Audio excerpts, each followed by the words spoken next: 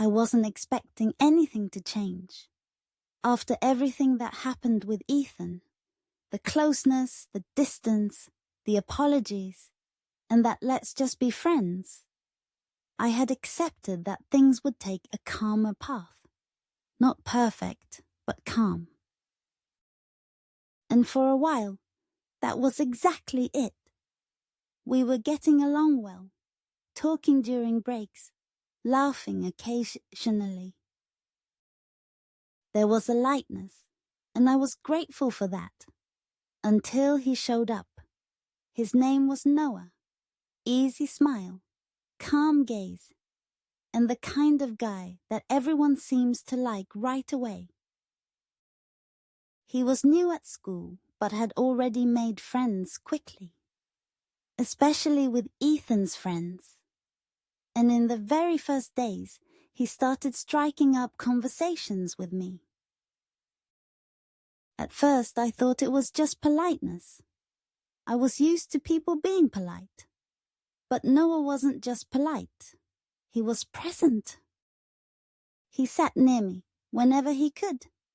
He waited for me after some classes. One day he brought me a coffee because he remembered I liked chocolate in the middle.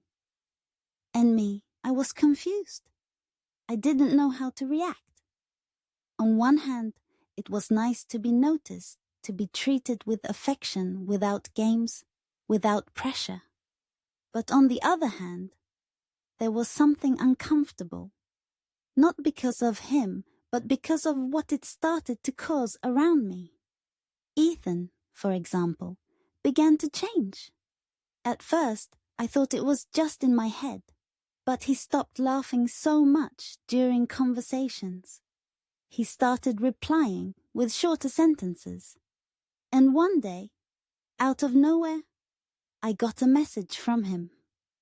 "What's going on between you and Noah?" My heart froze. I reread that message 3 times before I could take a deep breath. And all I could answer was, nothing. Because it was true. But it wasn't that simple either. And as if that wasn't enough, Chloe, my best friend, the same one who always supported me, who was with me on the worst days. She started to shut down. She would stay silent during conversations, leave early, even avoid looking in my direction when Noah approached. It took me a while to realize, but when I did, everything made sense. Chloe liked Noah, and me, I had no idea. I felt so bad for having accepted the coffee, for having smiled back. Even without any intention, I was caught between 2 feelings I never wanted to provoke. Ethan jealous, Chloe hurt, and me, in the middle of it all, not knowing what to do, just wanting everything to stop for a second so I could think. Noah, of course, wasn't to blame for anything. He was just being himself. But his presence exposed something I thought I had resolved within myself.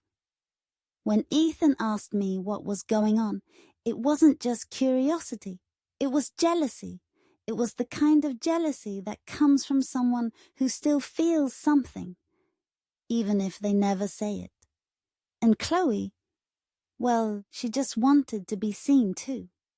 Just like I wanted back then. Just like everyone wants. And then I realized that sometimes we may not want to hurt anyone, but still we do.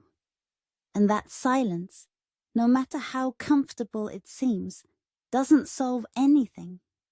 It only postpones the pain. So, at the end of that day, I gathered courage. I called Chloe to talk. We met near the art room, and I got straight to the point. "You like Noah, don't you?" She lowered her eyes, bit her lip, and nodded. "Sorry if I made it seem otherwise." And she, with all the sincerity in the world, said, "You didn't make it seem that way. I was just afraid you might." And at that moment I understood the magnitude of what we were experiencing. How fragile we are when we feel something for someone.